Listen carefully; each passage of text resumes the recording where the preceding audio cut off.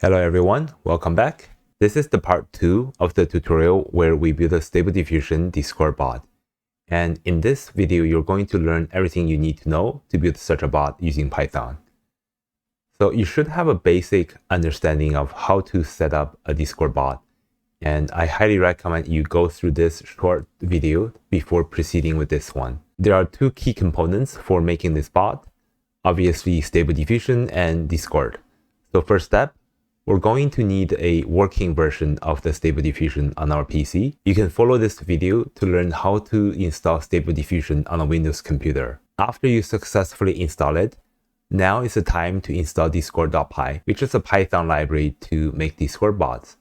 And another library that we need to use is called Async.io, which is a Python built-in library, so no installation is required. First of all, I think it's important to talk about the bot design.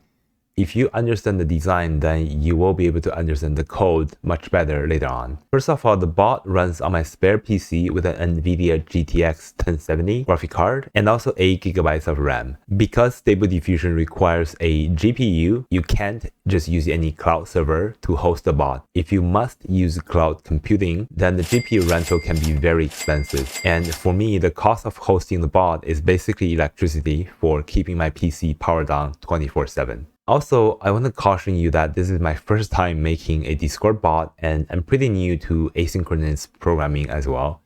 So I might not be doing things following best practices. And I think that's okay, and making mistakes is part of the learning journey. It's important to get it working at least and then learn more about the subject and then improve on it later on.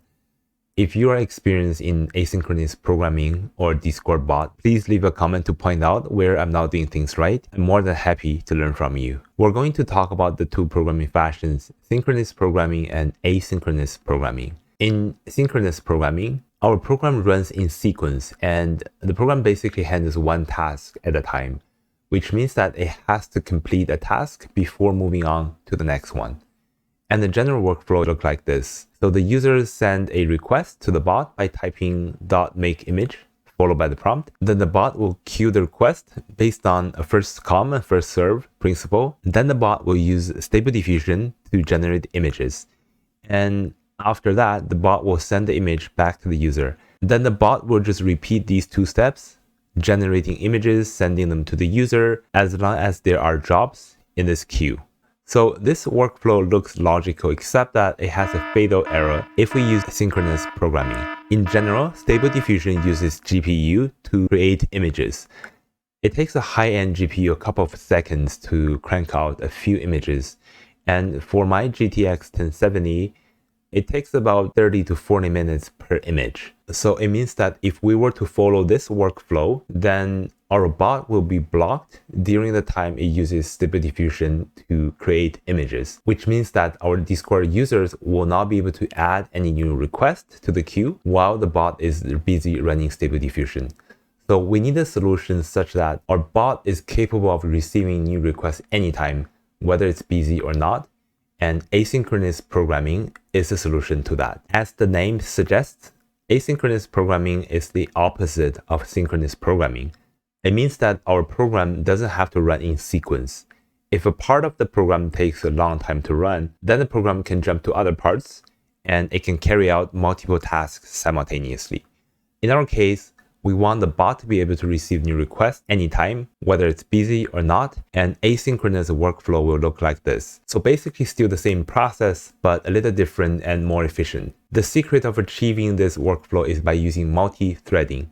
So by default, Python uses a single thread to run our code. You can think of a thread as kind of like a single CPU core. Almost all modern computers should have multiple cores nowadays, so we can use one thread for receiving and adding new requests to the job queue, and then use another thread for processing Stable Diffusion. This is only possible because Stable Diffusion is GPU heavy and doesn't really require much work from the CPU side. As you can see, these two threads should be able to communicate with each other so that the queue in thread 1 can pass information to the thread 2 for image generation. For example, thread 1 should be able to pass the text prompt into thread 2. Now let's talk about Async.io, the built-in Python library for asynchronous programming.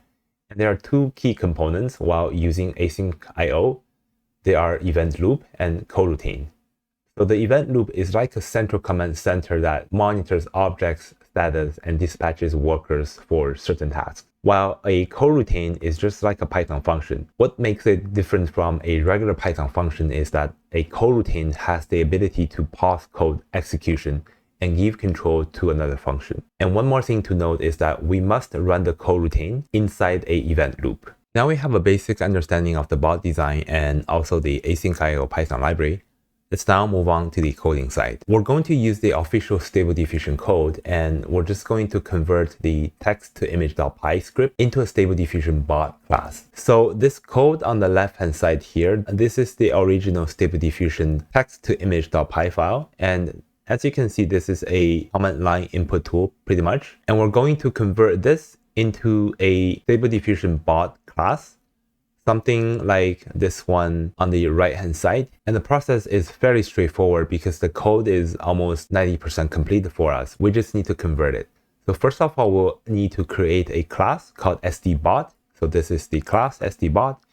And we're going to remove pretty much all these add arguments code. And instead, we're going to convert all these arguments into class attributes like these ones. Feel free to set as many default attributes as you want, such as the height and the width of the image and etc. We're not going to walk through line by line here, but I'll leave the link to the code in the video description below. And I want you to take note that this code is saved inside a script named text-to-image_bot.py, which is this file right here. And this is inside the scripts folder. Now let's move on to create our actual Discord bot. And you should have some basic understanding of how to set up a Discord bot. Feel free to watch this video right here if you need to learn that. We'll start a new script for the Discord bot and we'll name the script bot_v2.py. I recently added some improvements to the bot. That's why it's called v2. You don't have to name it like that on your side. And I just want to point out that the bot v2.py file is saved under the Stable Diffusion main folder, and it's just right here. Let's do some initial setup by importing a bunch of things into our bot code. And this setup should look very familiar from part 1 of the tutorial. One note is here that this line here basically will import the SDBot class that we just converted into the script. According to the bot workflow chart, the make image command should do two things. First of all, it should add a new request to the drop queue, and then it should also run Stable Diffusion to make images and then send them back to the users. To make a command for Discord, we need to add the decorator like this, add client.command in front of the asynchronous function like this. The make image function also takes two arguments, ctx or context, and then prompt. And based on my limited understanding, a context is like a message that the user sends to a Discord channel. Again, I could be wrong on this. If you know better, please point it out in the comment section below. And we can get a lot of information associated with this piece of context, including the user's ID, the message content, and then also the channel, the server that the message was sent to. Maybe you saw this already, and I know it's not the best practice, and I know a lot of people are against using global variables in Python. At this point, our program is pretty simple, and then I thought, why not just make it easier to code? So I'm gonna use global variables anyway for this. This global variable loop is to get the current event loop in the current thread. Remember that in order to use async.io, we need two things. One is event loop, the other is coroutine. So now we have the event loop, and this event loop will live inside thread 1 as shown in the bot workflow chart. And we'll write a helper function to add new requests to the queue. And we also need a variable called blocking to check the state of the bot. If the bot is currently blocked because it's running Stable Diffusion, then we should let the user know that the request has been added to the bot or to the queue. Please wait for their turn. And if the bot is not busy or not blocked, then it should start generating images right away. When the bot starts generating images, it should also spin off a separate thread and run Stable Diffusion in that thread. So basically thread number 2. And we can achieve this by using the async.io.toThread function. And inside this function, we pass three things. One is a function, a helper function called sdgen, which is used to run Stable Diffusion. and the second argument is TTX or context. Then it's the queue itself, which contains the user ID and the prompts. And here, this is the helper function for the queue. So the queue is basically a list of dictionaries. Each dictionary will have the user's ID as the key and the prompts as the value. Let's move on to the second helper function, sdgen. And the first thing to note that this is a normal function. This is not an async function. Remember that the sdgen is a helper function that the comment makeImage function will call later on. It first checks the job queue to see if there are any requests waiting to be processed. If yes, it will set the blocking variable to be true, and then retrieve the very first request, and then also remove it from the queue simultaneously by using the pop function. Then we can get the username as well as the prompt from the first item of the queue. And we also use the hashlab library to randomly generate hash values as the file names so that we don't repeat the file names. We also added a block of code for extracting seed values from a prompt. Several Discord users suggested that having the ability to see and submit seed values can be beneficial. So thank you for that feedback. And next, we'll be calling the stbot. So this is the stbot class that we converted from the text-to-image.py file. So we'll call this function to generate the image with a given prompt and then the seed value in Stable Diffusion.